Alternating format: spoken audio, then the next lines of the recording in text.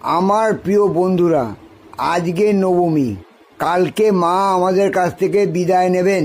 আবার সামনে বছর মাকে আবার দেখতে পাবো।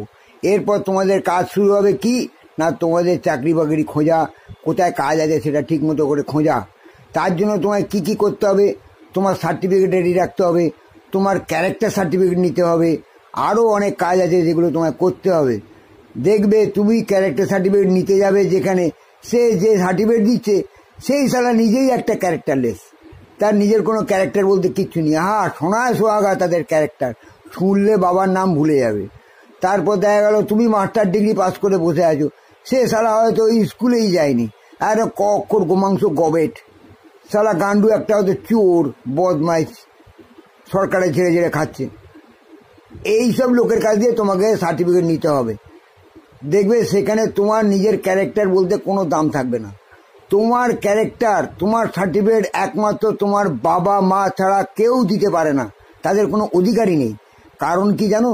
কারণ একমাত্র বাবা মাই তোমাকে চিনবে সঠিকভাবে, যে তুমি কি ক্যারেক্টারের, তুমি কি ভালোবাসো, তুমি কি পছন্দ করো, তোমার কতদূর লেখাপড়ায় কেমন ছিলে, তোমার চরিত্র কেমন, একমাত্র তারাই ভালো বলতে পারবে।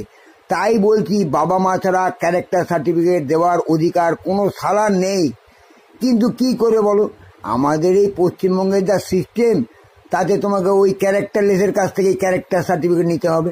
নিয়ে তুমি দাঁত কেলিয়ে যাবে ওর কাছে, স্যার এনেছি, স্যার দেখে কি খুশি, যাক তবু একটা তো ক্যারেক্টার পাওয়া গেল। নিশ্চয়ই সালা ওই ধরনের, সেও তো জানে ওই যে মালটা সার্টিফিকেট দিয়েছে সে কি ক্যারেক্টারের, খুব খুশি হয়েছে, কারণ সেও তো নিজে ওই ক্যারেক্টারের। এইরকম করে তোমাদের চাকরি খুঁজতে হবে।